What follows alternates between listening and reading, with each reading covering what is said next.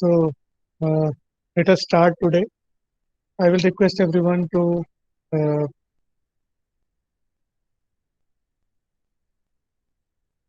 open their notes copies, get ready with their notes copies. On the page header, write the date, today's date, subject name, your name, roll number, and section. So in the last class, we were discussing about function overloading. I told you about the basic rules behind function overloading, that the functions having the same name but different definitions. But here some rules need to be followed. One is that either the number of input arguments should be different, or the data type of input arguments should be different, or the sequence of data types of input arguments should be different, or any combination of above mentioned. So these are the main four rules that need to be followed. Any one of the rules can be followed to establish function overloading. So function overloading helps us to use the same name but different definitions behind the same name. So this was the example that we were discussing in the last class. I will just uh, give you the example, working example now. I will share the coding window. So before sharing the coding window, I will give you the link that I'm using.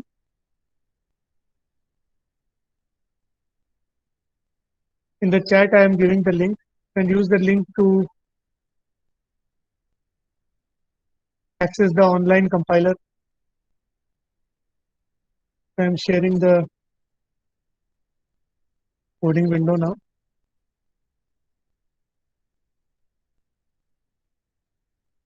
Sir आपका voice clear नहीं है। Okay. Hello. Am I audible? Hello.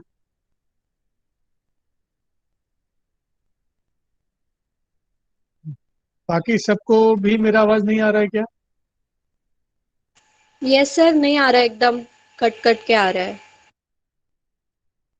ये internet problem हो सकता है, network issue हो सकता है, आपके एंड से भी हो सकता है एक्चुअली. श्रेय दुबे बोल रहा है कि आई am Audible, so may be from your and the network is slow. इसके कारण अगर मेजोरिटी को सुनाई नहीं दे रहा तो बताइएगा. सर नहीं आ रही है voice. There must be some network problem.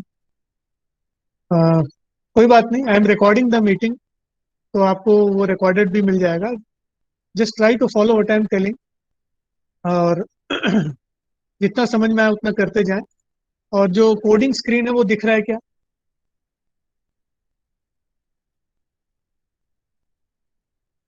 Coding screen दिख रहा है?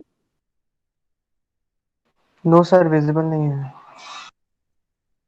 No sir.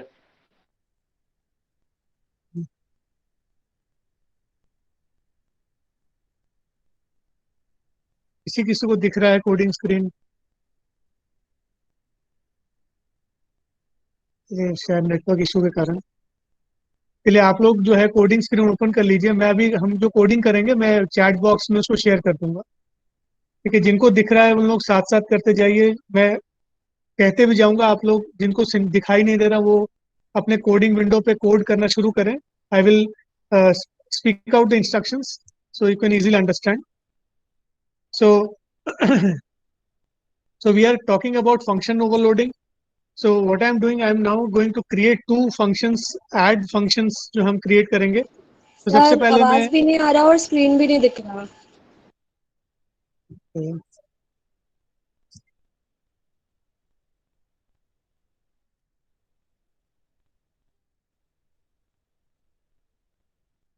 एक मिनट. हाँ,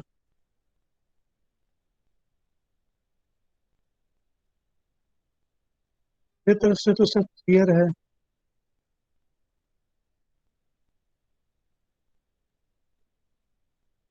अच्छा, किनको जो है किनको ऑडिबल है वो टेक्स्ट पे लिख के दे बता दीजिए चैट पे.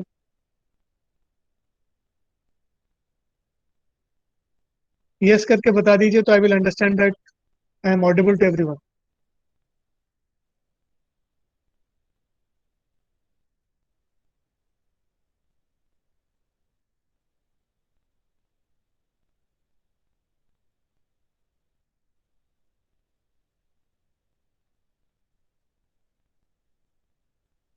देखिए मेजॉरिटी को तो ऑडिबल है.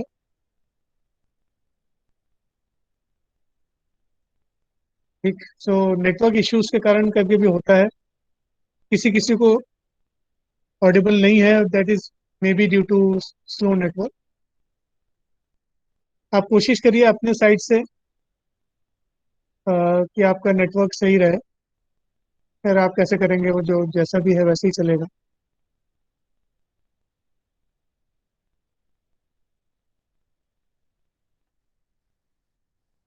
चलिए कोई बात नहीं, I will share the code also, no problem at all. जो मैं एक्सप्लेन कर रहा हूँ उसको जस्ट आप लिसन करते जाएं. We are talking about function overloading. So in the coding window I am writing two functions.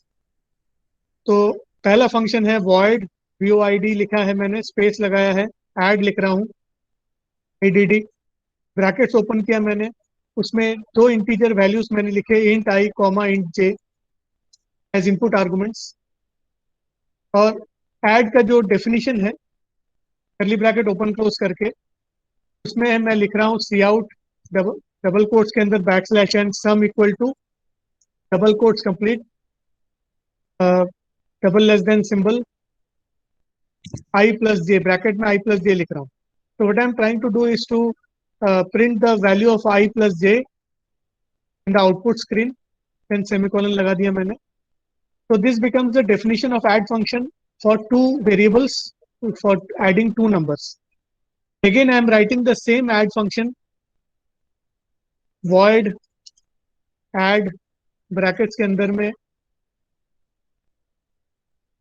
मैं अब तीन वेरिएबल्स बनाऊंगा, int I comma int j comma int k. So now I have created add function for adding three numbers. So there are three input arguments. Cout करके बता रहे हैं sum equal to double quotes में लिखे हैं, और I plus J plus के का वैल्यू को मैं प्रिंट करके दे रहा हूँ सी आउट स्टेटमेंट के अंदर में. तो दो फंक्शंस हम क्रिएट कर चुके हैं. एक ऐड फंक्शन है, दोनों का नेम ऐड है, the name is same but there is difference in the input argument list. तो पहला ऐड फंक्शन में दो आर्गुमेंट्स हैं आई और जे, इंट आई इंट जे. दूसरा ऐड फंक्शन में तीन इनपुट आर्गुमेंट्स हैं int i int j and int k. So क्योंकि there is a difference in the input argument list, so there is no problem at all.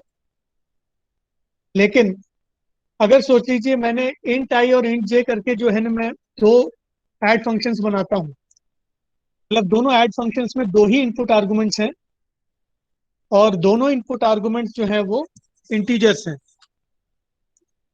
सो ये case में क्या होगा, compiler will not allow me to compile the programme.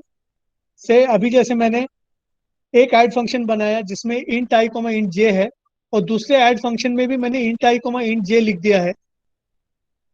अगर मैं इसको execute करने की कोशिश करूंगा तो कंपाइलर एरर दे रहा है. देखिए आउटपुट स्क्रीन में दिख रहा है compiler is giving an error. Redefinition आप कर रहे हैं ऐड फंक्शन का, it is not allowed. It's just like declaring a variable twice. एक ही नाम से दो वेरिएबल्स, अगर एक ही नाम से दो बार अगर उसी वेरिएबल को आप डिक्लेयर करें तो that will generate an error, compilation error. वैसे ही ऐड फंक्शन को दो आर्गुमेंट्स अगर इंट कॉमा इंट है, दो बार अगर मैं डिक्लेयर कर दूं या डिफाइन कर दूं तो it is a declaration error. So this can not be possible. So हमको क्या करना पड़ेगा कि तीन आर्गुमेंट वाला ऐड फंक्शन बनाना पड़ेगा और एक दो आर्गुमेंट वाला ऐड फंक्शन बनाना पड़ेगा. तब जाके compiler will accept that we have overloaded the add function. अब मेन कोड, मेन फंक्शन जो है उसमें लिख रहे हैं हम लोग, मेन फंक्शन में लिख रहे हैं ऐड को कॉल कर रहे हैं 10, 20, 30 मैंने लिखा. इनपुट आर्गुमेंट लिस्ट में मैंने दिया 10, 20, 30. So this will call the three argument add function. And एक और फिर से ऐड फंक्शन में कॉल कर रहा हूँ 10, 20 लिख रहा हूँ. So this will call the two argument add function. So the function name is add. but the definitions are different. So this is what is known as function overloading. इसको function overloading बोलते हैं. तो उसके जब आप execute करवाएंगे तो आपको एक सम जो है 60 मिल रहा है, एक सम 30 मिल रहा है. ठीक है, पहला जो सम है 3 आर्गुमेंट्स वाला सम है, 10 + 20 + 30 60 मिलेगा आउटपुट में. दूसरा जो ऐड फंक्शन है वो 10 + 20 है, आउटपुट में 30 मिलेगा. ठीक, so this is what is the basic idea behind function overloading. ठीक है, so I will share the code the output screen in the chat window. आप इस कोड को एक बार रन करके जरूर देख लीजिए. सेम कोड मैंने अभी शेयर किया चैट विंडो में. आप उसको कॉपी पेस्ट करके जो मैंने अभी लिंक दिया था आपको, उस पर जाके आप टेस्ट कर लीजिए. ये जीसीसी कंपाइलर पे चलेगा. चैट विंडो में फिर से मैंने वो लिंक शेयर किया है जिस पे जाके आप टेस्ट करके देख सकते हैं आपके कोड को. ठीक, अब इस कोड में किसी को कोई डाउट है क्या, जो अभी मैंने अभी शेयर किया है इन द चैट विंडो?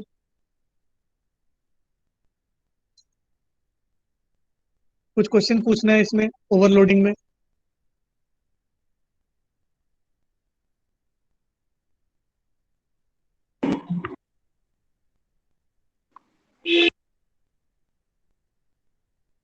ठीक, फिर I'll assume that you have understood the code, so let us move on.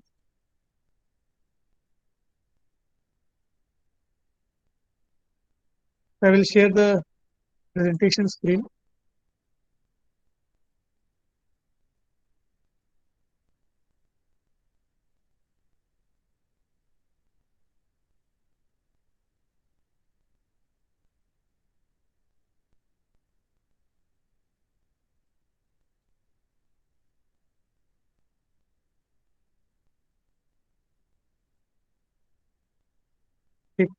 So today we will start with operator overloading.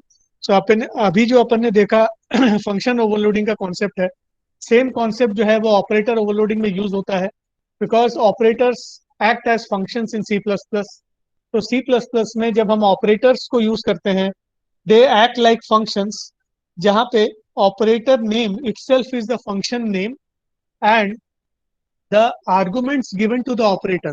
So say for example I am using a plus operator. So if I am using the plus operator, then the name of the function is plus symbol.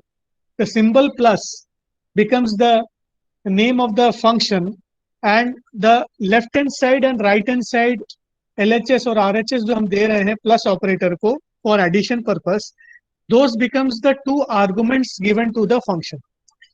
So C++ में the operators that we are using, the symbol of operators act as functions, and the arguments given to the or the operands given to the operators become as input arguments. They act as input arguments. ठीक, so C++ में जो operators है वो functions के जैसे act करते हैं. तो ऑपरेटर ओवरलोडिंग का क्या मतलब होगा? Operator overloading means that we are giving additional meaning to existing operators. We are giving additional functionality to the existing operators. So हम चाहें तो प्लस ऑपरेटर यूज करके मल्टीप्लिकेशन करवा सकते हैं. हम मल्टीप्लिकेशन वाला ऑपरेटर को यूज करके हम डिवीजन करवा सकते हैं. हम डिवीजन वाले ऑपरेटर को यूज करके आप जो है एडिशन करवा सकते हैं. या फिर आप चाहें तो प्लस ऑपरेटर को यूज करके 2 ऑब्जेक्ट्स को ऐड करवा सकते हैं, क्योंकि प्लस ऑपरेटर यूज करके आप जो है बेसिक डेटा टाइप्स को ऐड कर सकते हैं, लेकिन ऑब्जेक्ट टाइप्स को तो ऐड नहीं कर सकते. तो so we have a facility here that we can use the operators to operate upon objects, क्योंकि ऑपरेटर ओवरलोडिंग जो है बिना क्लास के डेफिनेशन के अंदर किए हम यूज नहीं कर सकते. So one of the very important rules और understanding or the common sense that you should have is that if whenever you are performing operator overloading, the operator overloading code can only exist inside a class. So you need to create a class in order to overload an operator. That means to give an additional meaning to an operator function, you have to put it inside the class. तो बिना class के member के आप जो है operator overloading नहीं कर सकते. ठीक। सो ऑपरेटर ओवरलोडिंग करते वक्त दो तीन चीजों का और ध्यान रखना पड़ेगा। पहली बात क्या है, बिना क्लास के नहीं होगा। You have to put the overloaded operator function inside a class. ठीक। So it's a type of polymorphism because existing जो ऑपरेटर है उसको एडिशनल मीनिंग दे रहे हैं हम लोग। So the name is same but the definitions will be additional or different. So that is a polymorphism. So operator overloading is another kind of a polymorphism that we can perform.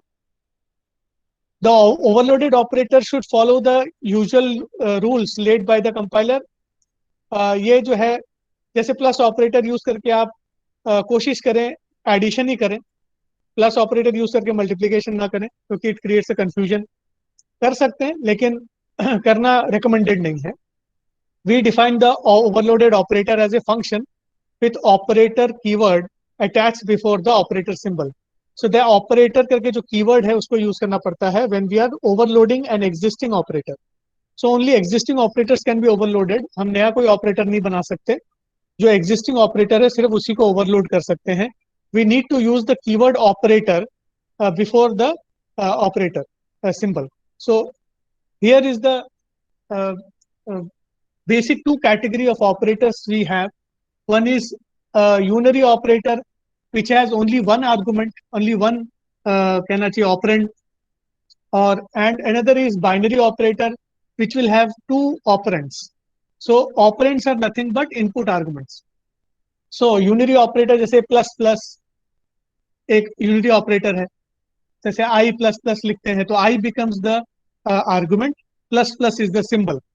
So there also remember that whenever you are overloading the operator, we have to use the operator symbol along with the symbol that we are going to overload. So अगर मुझे plus plus symbol को overload करना है तो operator plus plus ऐसे लिखना पड़ेगा, then only we can overload it.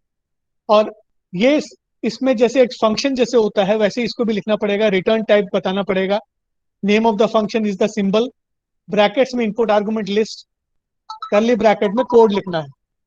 ठीक।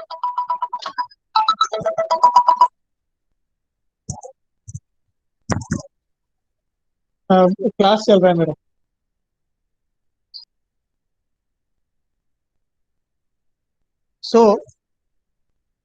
तो यूनरी ऑपरेटर जब हम ओवरलोड करते हैं तो उसमें हमको ऑपरेटर कीवर्ड यूज करना पड़ेगा, यूनरी ऑपरेटर का सिंबल यूज करना पड़ेगा, ब्रैकेट्स यूज करेंगे जैसे फंक्शन में यूज करते हैं, इनपुट आर्गुमेंट लिस्ट इसमें देना है कि नहीं देना डिपेंड्स अपन जो कोड करने वाले हैं। फिर करली ब्रैकेट लिख के आप कोडिंग लिखेंगे, that is the definition of the operator, overloaded operator. ठीक। सो ये हो गया यूनरी ऑपरेटर के लिए। और बाइनरी ऑपरेटर के लिए this is about member function है, सिंटैक्स एज मेंबर फंक्शन बता रहे हैं। सो जब यूनरी ऑपरेटर को आप ओवरलोड कर रहे हैं तो ध्यान रखिएगा ब्रैकेट्स में इनपुट आर्गुमेंट नहीं होगा। ब्रैकेट्स में इनपुट आर्गुमेंट क्यों नहीं होगा? क्योंकि जो कॉलिंग ऑब्जेक्ट है that becomes the first argument. Always remember that the calling object becomes the first argument. So if it is the first argument, so unary operator में ऑलरेडी आर्गुमेंट आ चुका है, that is the calling object. So you don't need to give any input argument here when you are overloading unary operator. ठीक, ये idea समझ में आया क्यों यूनरी ऑपरेटर में ब्रैकेट्स हम लोग खाली छोड़ रहे हैं इनपुट आर्गुमेंट लिस्ट में? ये ध्यान में रखना है। इसको क्यों खाली छोड़ा गया है? क्योंकि यूनरी ऑपरेटर में एक ही आर्गुमेंट चाहिए, और वो एक आर्गुमेंट कौन होगा? द कॉलिंग ऑब्जेक्ट, क्योंकि ये मेंबर फंक्शन जैसे वर्क करेगा। जैसे अभी मैंने कहा कि the operator overloaded operator code can only exist inside a class. So if it is a class, then we need an object to call the operator function. So if we are using the object to call the operator function, then the calling object becomes the first argument or the operand to the operator. So unary operator में एक ही operand चाहिए. So the calling object becomes the operand. So we don't need to use any input argument brackets. Brackets के लिए bracket के अंदर कोई भी input arguments की जरूरत नहीं है. बाइनरी ऑपरेटर को ऑब्जर्व करेंगे, syntax for member function. So when we are creating a binary operator, overloaded operator as a member function, we have to give the syntax is same, return type, operator, symbol name, लेकिन brackets में one input argument देना है.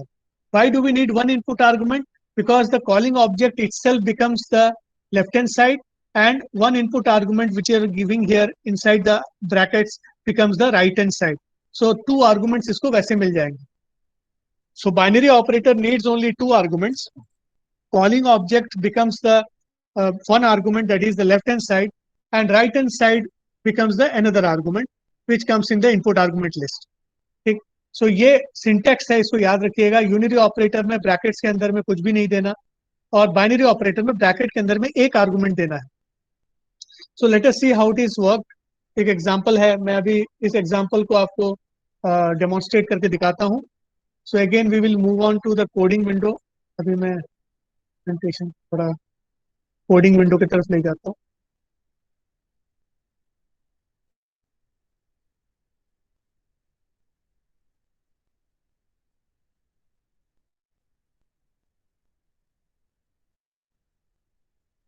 So we are in the coding window now.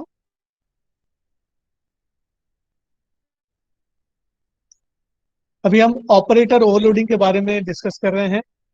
So operator overloading में सबसे पहला important rule क्या है?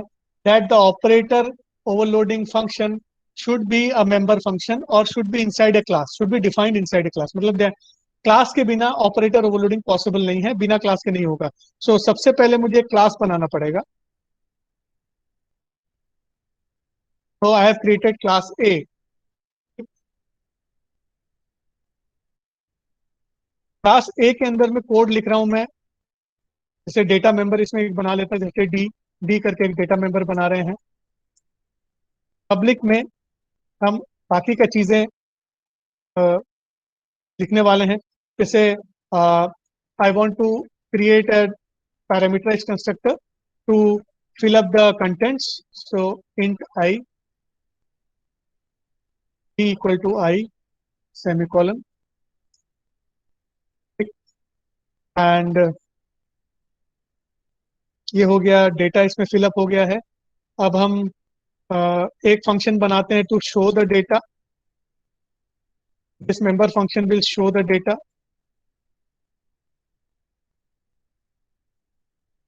Equal to d का वैल्यू ये प्रिंट करेगा. और क्या कर सकते हैं इसमें? ठीक, शो कर देगा. चलिए इसमें शो तो कर दिया इसने. अब सीधे वही ओवरलोडेड ऑपरेटर बनाते हैं. से आई वांट टू इंक्रीमेंट, अभी यूनरी ऑपरेटर का एग्जांपल बता रहा हूँ. इंक्रीमेंटेड बाय से 1 प्लस प्लस ऑपरेटर को हम ओवरलोड करना चाहते हैं. सो सबसे पहले हम जो है इसका रिटर्न टाइप लिखेंगे. So it is our own desire how to create this particular function. मैं इसका रिटर्न टाइप वॉइड लिख रहा हूँ. आप चाहे तो कोई इसको चेंज भी कर सकते हैं. जैसे आपके दिमाग में अगर आप और दूसरे तरीके से प्लान कर रहे होंगे वैसे भी कर सकते हैं आप. You have the freedom to do whatever you want. But यहाँ पे अभी फॉर द एग्जांपल से I am using return type void. Operator keyword use करना पड़ेगा. To use the operator keyword. Operator keyword के बाद स्पेस लगाएंगे. उसके बाद हम जो है प्लस प्लस ऑपरेटर को ओवरलोड कर रहे हैं तो प्लस प्लस सिंबल यूज करेंगे. Because it is a unary operator, we will not supply any input arguments. ठीक, so closely observe कर लीजिए अभी जो मैंने अभी कोड लिखा है. So void operator, void space operator space plus plus brackets लगा दिया मैंने विदाउट आर्गुमेंट्स. उसके बाद कर्ली ब्रैकेट ओपन क्लोज किया. This is a definition area of plus plus operator. अब हमको डिसाइड करना है कि हमें प्लस प्लस ऑपरेटर को वर्क कैसे करवाना है. सो वर्क ऐसे कराएंगे कि जो कॉलिंग जो ऑब्जेक्ट है, कॉलिंग ऑब्जेक्ट को हम कैसे एक्सेस करते हैं, दिस से आप एक्सेस कर सकते हैं. तो हम दिस पॉइंटर को यूज करेंगे. तो दिस पॉइंटर सर बहुत से लोगों के इसमें ना सर आपका वीडियो और ऑडियो नहीं आ रहा है. पता नहीं मीट में कुछ प्रॉब्लम है. एक काम करें, अभी जो है कितने लोग हैं, 91 है ना. एक बार लॉग आउट करके लॉग इन करके देख लीजिए, मे बी दिख जाएगा जिनको दिक्कत हो रहा है. सर कुछ लोगों के में सर आपको बस वॉइस आ रहा है मगर स्क्रीन नहीं आ रहा है. अच्छा, लिंक 2 में जाके एक बार देख लीजिए. लिंक 2 अभी बहुत खाली पड़ा हुआ है. 6 है ना. हाँ, लिंक 2 में चले जाइए, उसमें से दिखेगा फिर. जिनको दिक्कत हो रहा है ना उन लोग लिंक टू में जाइए।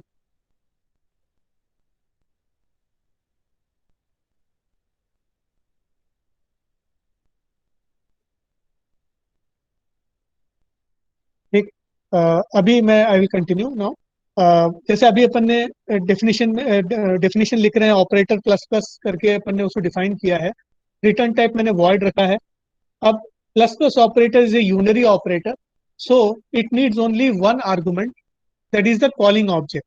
अब वो कॉलिंग ऑब्जेक्ट हम कैसे एक्सेस करते हैं? दिस पॉइंटर से हम एक्सेस कर सकते हैं कॉलिंग ऑब्जेक्ट को। सो दिस एरो मार्क लगा के हम क्या कर रहे हैं, जो कॉलिंग ऑब्जेक्ट का डेटा मेंबर है डी, उसको हम चाहे तो चेंज कर सकते हैं। जैसे मैं इसको दिस डी प्लस वन, तो this operator this pointer use करके हम कॉलिंग ऑब्जेक्ट के डी को एक्सेस कर रहे हैं, दैट इज डेटा मेंबर को एक्सेस कर रहे हैं, और उसको प्लस वन करके वापस उसी में स्टोर कर रहे हैं। तो हम क्या कर रहे हैं, we are incrementing the value of the data member present in the object. कौन सा ऑब्जेक्ट? Calling object. तो इस ऑपरेटर को जो भी कॉल करेगा उसको दिस पॉइंटर से हम रेफर कर सकते हैं। उसी ऑब्जेक्ट के अंदर का जो डी है डेटा मेंबर, उसको प्लस वन करके वापस उसी में स्टोर कर रहे हैं। सो ऑब्जेक्ट के अंदर में जो डी डेटा मेंबर है वो प्लस वन से इंक्रीमेंट हो जाएगा। तो लेट अस सी, ये मेन फंक्शन में इसको एक बार देखते हैं होता है कि नहीं। तो मेन फंक्शन में मैं जा रहा हूँ। So in the main function what I'm going to do, I'm going to create an object ob1, and because our code, अब देखिए अगर मैं ob1 लिखता हूँ, देखिए यहाँ पे ob1 लिख के मैं छोड़ रहा हूँ, एग्जीक्यूट करवाते हैं। देखिए इसमें एरर आ रहा है, ठीक है, can you observe the error? ठीक, इसमें देखिए no match for call a ob1 ऐसे लिख रहा है। Can anybody tell me why this error is coming?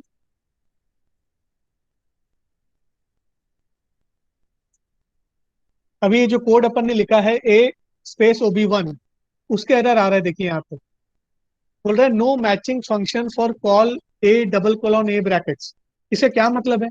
Sir एक बार ऑब्जेक्ट बनाए उसके साथ पैरामीटर भेजना पड़ेगा सर। हाँ, इसे मतलब क्या है कि the default constructor is not available. क्यों नहीं अवेलेबल? क्यों नहीं है? क्योंकि हमने अपना पैरामीटराइज कंस्ट्रक्टर बना लिया है। देखिए यहाँ पे जो हाईलाइट किया मैंने, so we have the parameterize constructor with us, we don't have the default constructor. So the compiler provided default constructor will not work here. It will expect us to give arguments when we are trying to create an object. So ob1 जब हम create कर रहे हैं, यहाँ पे observe करिए, अभी मैं हाईलाइट कर रहा हूँ कोड को, जहाँ पे a ob1 लिखा है वहां पे we are not supplying any arguments। तो वो क्या कोशिश कर रहा है? डिफॉल्ट कंस्ट्रक्टर को कॉल करने का कोशिश कर रहा है, and the default constructor is not there in our class a। So we need to use only the parameterized constructor। So ob1 को जब मैं कॉल करूंगा तो मैं पैरामीटराइज कंस्ट्रक्टर कॉल करूंगा, जैसे ob1 ब्रैकेट में 100। तो now what happens here is that ob1 के अंदर में जो d है उसका वैल्यू हो जाएगा 100। ob1 के अंदर में जो d है डेटा मेंबर, उसका वैल्यू हो जाएगा 100। ठीक, so due to this particular statement the data member the data member d of ob1 will be set to value 100। so ये क्या है, क्यों ऐसे हो गया? क्योंकि ob1 के अंदर में d क्यों एग्जिस्ट कर रहा है? because d is an instance data member। we have already studied about instance data member।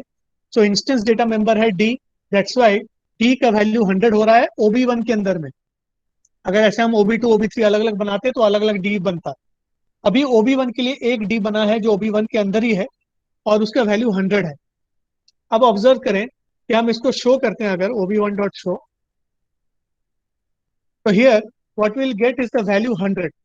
ठीक, इसमें हम लोग को वैल्यू 100 मिलेगा। इसको मैं एग्जीक्यूट करके दिखा देता हूँ। तो here you can observe d equal to 100 आपको आउटपुट में मिल रहा है।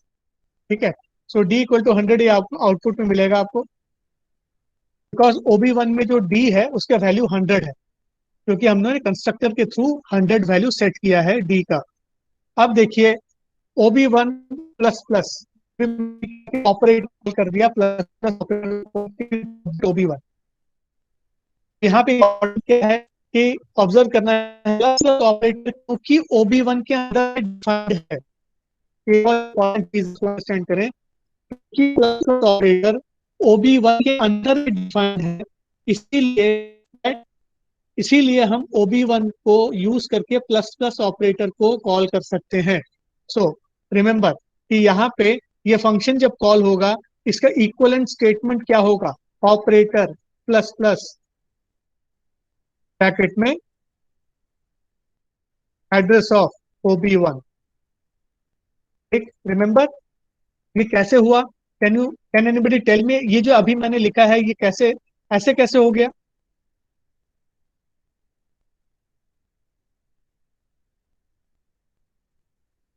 Can anybody explain? ये हमने ऑलरेडी डिस्कस किया था पहले ही, जब हम दिस पॉइंटर के बारे में डिस्कस कर रहे थे, अभी मैंने आपको बताया था।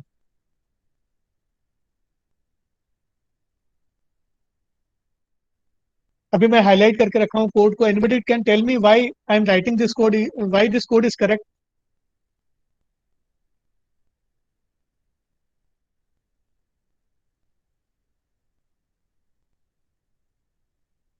ठीक, तो मैं आपको बता दूं फिर से। अब देखिए यहाँ पे जो हमने ऑपरेटर प्लस प्लस बनाया था, it is A member function of class A. Operator plus plus is an instance member function of class ए। ये क्या है?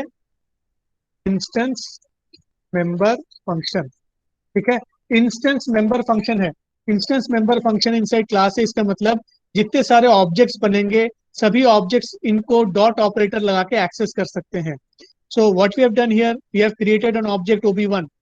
OB1 is actually calling the operator plus plus. उसके सिंटैक्स कैसे दिखेगा? OB1 dot operator plus plus brackets. So this is what is actually happening. Because OB1 has the instance member function operator plus plus, that is why OB1 dot operator plus plus can be called. Short way of writing this particular entire statement is OB1 plus plus. OB1 plus plus लिखो या OB1 dot operator plus plus लिखो, it is one and the same thing. ठीक है, तो यहाँ पे अगर मैं नेक्स्ट स्टेटमेंट में, चलिए OB1 प्लस प्लस होने के बाद उसको शो करवाते हैं, फिर OB1 dot operator plus plus लिख के भी कॉल कर सकता हूँ, OB1 डॉट शो करवाते हैं। तो कैन एनीबडी गेस ये OB1 डॉट शो का आउटपुट क्या मिलेगा?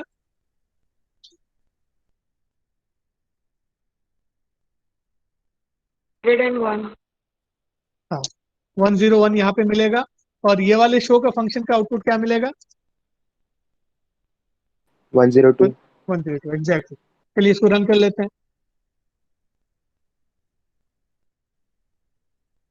ठीक, अच्छा ये इसको बोल रहा है कि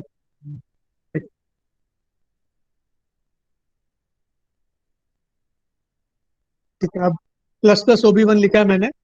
अब थोड़ा सा कंफ्यूजिंग लग रहा होगा आपको कि मैंने प्लस प्लस OB1 लिखा है और वो OB1 dot operator plus plus कैसे हो रहा है? इट इज बहुत, it is just a simple thing that the plus plus operator that we are using here, we are actually overloading the plus plus operator.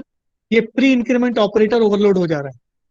It is A pre increment operator that is getting overloaded, क्योंकि pre increment operator में जो argument होता है वो अब एक ही argument होता है, जैसे यहाँ पे हमने दिया प्लस प्लस OB1। ठीक, सो ऑपरेटर प्लस प्लस अगर हमने लिखा है, क्योंकि ये मेंबर फंक्शन है, ऑपरेटर प्लस प्लस वैसे भी लिख सकते हैं इसको, OB1 dot operator plus plus भी लिख सकते हैं। ठीक, is one and the same thing. आप प्लस प्लस OB1 लिखिए या OB1 dot operator plus plus लिखिए, ब्रैकेट्स लिखिए, वो सेम है।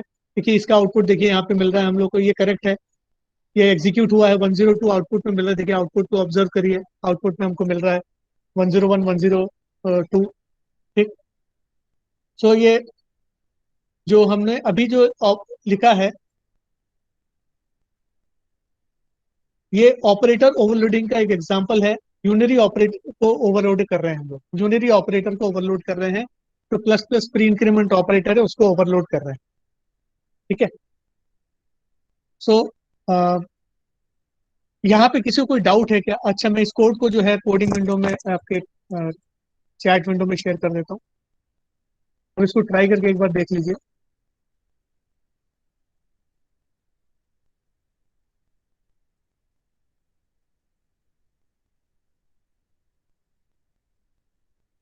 कि किसी को अगर कोई डाउट है तो क्वेश्चन है तो पूछिए।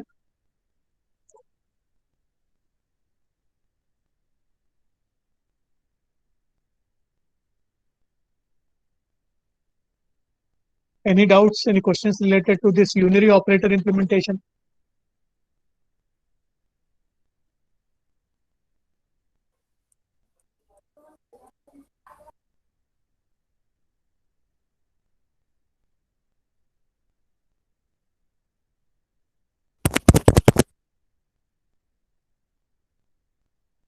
आवाज तो शायद चैट में लिख सकते हैं आप, अगर चाहें तो, अगर कोई क्वेश्चन है तो।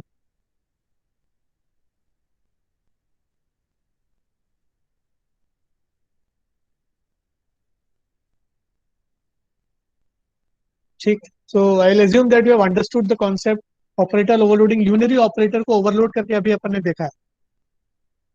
अभी हम बाइनरी ऑपरेटर को ओवरलोड करेंगे। बाइनरी ऑपरेटर को ओवरलोड करने के लिए हम, अब देखिए, अभी छोटा सा एग्जांपल मैं बता रहा हूँ यहाँ पे। बाइनरी ऑपरेटर को ओवरलोड करने से पहले I am changing the code little bit. अभी OB1 और OB2 में दो ऑपरेटर ऑपरेंड्स बनाऊंगा, OB1 और OB2 दो ऑब्जेक्ट्स हम बनाएंगे, एक 100 एक 200 है। तो यहाँ पे OB1 का D में 100 है और OB2 के D के अंदर में 200 जाएगा, इंस्टेंस डेटा मेंबर में 200 जाएगा। यहाँ पे लास्ट में मैं यहाँ पे कोड लिख रहा हूँ रिटर्न 0 से पहले OB1 प्लस OB2। ये स्टेटमेंट अगर मैं लिखूं, if I want to execute, यहाँ पे बता रहा है एरर बता रहा है। ठीक, देखिए यहाँ पे बता रहा है no match for operator plus, no match for operator plus OB1 plus OB2 जो लिखा हमने उसमें एरर है। OB1 प्लस OB2 जो अपन ने लिखा है लाइन नंबर 24 में, देखिए एरर बता रहा है कि there is no match for operator plus. मतलब OB1 प्लस OB2 को ऐड करने के लिए आपने जो प्लस ऑपरेटर यूज किया है, वो प्लस ऑपरेटर का डेफिनेशन कंपाइलर के पास नहीं है। 10 प्लस 20 के लिए है, मतलब बेसिक जो डेटा टाइप्स हैं उनके लिए जरूर है, लेकिन ऑब्जेक्ट्स को ऐड करने के लिए जो प्लस है इसका डेफिनेशन कंपाइलर के पास नहीं है, क्योंकि OB1 और OB2 क्लास ए के मेंबर्स हैं, क्लास ए के ऑब्जेक्ट्स हैं। तो क्लास ए के अंदर में वो ऑपरेटर जो है वो ओवरलोडेड होना चाहिए जिसको हम यूज कर रहे हैं, जैसे प्लस ऑपरेटर को हम यूज कर रहे हैं। तो हमको क्या करना पड़ेगा कि क्लास ए के अंदर में we have to create the overloaded operator plus. अब यहाँ पे क्योंकि ये बाइनरी ऑपरेटर है, so we need to have two operands. One operand is the object calling object, second operand is the right hand side object, वो भी class ए का ही object है। तो क्लास ए का ही ऑब्जेक्ट हम यहाँ पे लेंगे। ठीक है, तो लेफ्ट हैंड साइड क्या हो गया, कॉलिंग ऑब्जेक्ट, और राइट हैंड साइड क्या हो गया, ये इनपुट आर्गुमेंट में जो है वो राइट हैंड साइड वाला ऑब्जेक्ट है। इससे मतलब इस कोड को ऑब्जर्व अगर करें, यहाँ पे देखिए मैं बता रहा हूँ, इस हाईलाइट कर रहा हूँ इसको। OB1 जो है वो कॉलिंग ऑब्जेक्ट बन जाएगा, OB2 जो है वो इनपुट आर्गुमेंट बन जाएगा। सो ये कैसे दिखेगा, OB1 dot operator plus brackets में OB2, ये टाइप का स्टेटमेंट बन जाएगा। ठीक है, OB1 dot operator plus bracket में OB2।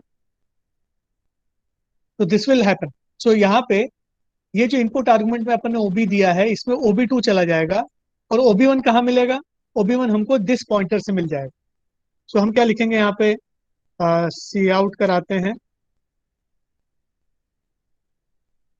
Backslash n sum equal to brackets this d plus OB का D, दोनों का ऐड कर दिया और आउटपुट में दिखा दिया। तो दिस का D क्या है, वो है कॉलिंग ऑब्जेक्ट, जो OB1 का D है और ओबी डॉट डी क्या है, ये OB2 का डी है, तो दोनों का डी ऐड हो जाएगा, सम आपको मिलेगा। तो यहाँ पे दोनों का डी जब ऐड हो जाएगा 100 और 200, तो हमको मिलेगा 300 आउटपुट में मिलना चाहिए। So let us execute the code. ठीक है, सम मिला हमको 302, बिकॉज लास्ट वैल्यू जो डी का था OB1 के अंदर में वो 102 था, तो 102 प्लस 200 इज 302, ये आउटपुट में हमको मिलेगा। ठीक, तो ये कोड को मैं फिर से शेयर कर रहा हूँ आपके कोडिंग विंडो में, इसको ट्राई करके देखें। तो this is the code for overloading binary operator. ठीक, अब इसको आप ऐसे भी लिख सकते हैं, OB1 dot operator plus brackets में OB2, ये भी वैसे ही वर्क करेगा। ठीक, सम 302 मिल रहा है। ठीक है, so any doubts related to this particular code? देखिए, दिस ऑपरेटर के, दिस फंक्शन के बारे में, दिस पॉइंटर के बारे में हमने पहले डिस्कस कर लिया था, इसलिए मैं दिस पॉइंटर के बारे में और कुछ बता नहीं रहा हूँ। किसी को अगर कोई भी डाउट हो रहा है तो मुझे बताइए, अगर कोई भी कहीं पे भी कुछ डाउट है, because these things can be asked in your viva when you are attending the interviews, उसमें कंफ्यूज करने के लिए पूछा जा सकता है। कॉन्सेप्ट अगर सही है तो कंफ्यूज नहीं होंगे आप बहुत आसानी से इसका जवाब दे पाएंगे अगर ऐसे कुछ क्वेश्चंस आते हैं आपके पास। Any doubts related to the code that I have shared? Sir Jio users का नेट नहीं चल रहा है, मतलब नेट चल रहा है मगर मीट नहीं चल रहा है। ओहो, जियो यूजर्स का प्रॉब्लम आ रहा है क्या? यस सर, बाकी अगर सिम चेंज किया तो फिर सर प्रॉपर आ रहा है। Yes sir. जिनको अभी तक, मतलब जिनको अभी तक जो रेगुलर पूरा अटेंड किए हैं, किसी को कोई डाउट है क्या अभी? अभी कोई डाउट है किसी को? No sir. सर हाँ, पूछिए। सर इसमें जब OB1 प्लस प्लस ये राइट करके कॉल करेंगे तो एरर आ रहा है, सो दैट मीन्स कि हमें प्लस प्लस लिखना है प्रीफिक्स में टू हाँ मैच इट फ्रॉम हाँ द फंक्शन, तो प्लस ये- प्लस के बाद ही ओवरलोडिंग पे हाँ, करेंगे। तो वो अपना जो प्री इंक्रीमेंट ऑपरेटर है ना, वो एक्चुअली ओवरलोड हो रहा है यहाँ, प्लस प्लस OB1 जो लिखे हैं ना। सर मतलब फंक्शन से मैच करना चाहिए लाइन, हाँ हाँ, प्लस प्लस पहले नहीं का उसके बाद फिर ऑपरेटर। बिल्कुल बिल्कुल। Okay sir.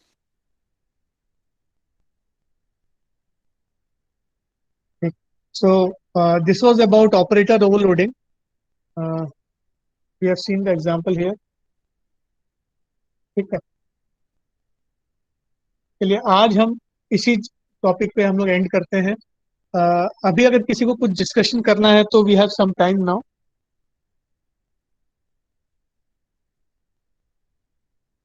कोई भी डिस्कशन करना है तो बताइएगा। I will start the attendance.